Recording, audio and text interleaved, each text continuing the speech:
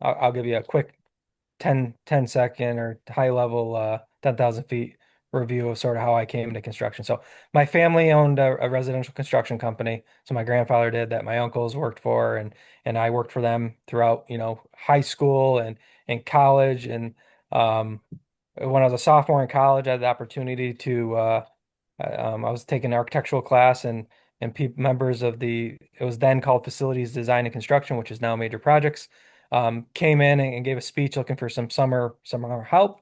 So I took the opportunity to interview for that and was lucky enough to be chosen. So I worked for the campus in that role for sophomore, junior, and senior year, in the summers and then breaks and actually throughout semesters.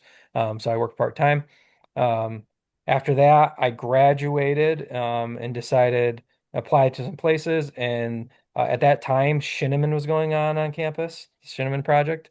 The Park Hall school renovation was getting ready to kick off. Wilbur Phase One addition just was completing, and then they had site utility project going to be happening. So I applied to a national construction management company that happened to be working on campus, and I was fortunate enough to get picked up, and I actually stayed on SUNY Oswego campus for 2 years after graduation and reported there, and got to do the Park Hall renovation, which was really cool because a lot of my core classes were in Park Hall. So I got Yeah. to work in the building and renovate the building that sort of like some of these folks did with Hewitt, right?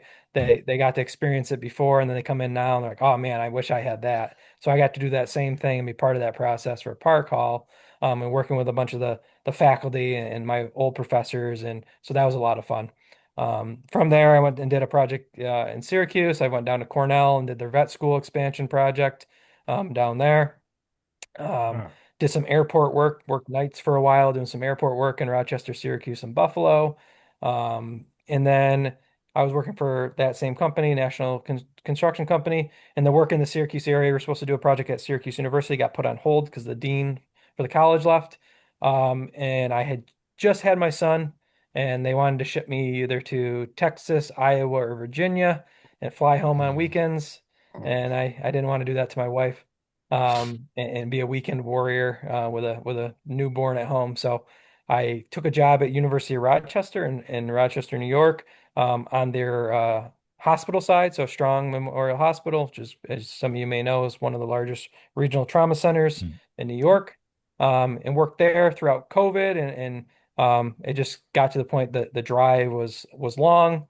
Mm. Um, and I had an opportunity to go back working for a general contractor, which was supposed to be on the East Coast more. Turned into me going out to California and Arizona a lot. And that got old quick as well. So Yeah. um, I stayed in contact with several people from the campus and reached out to them when I saw they had an opening.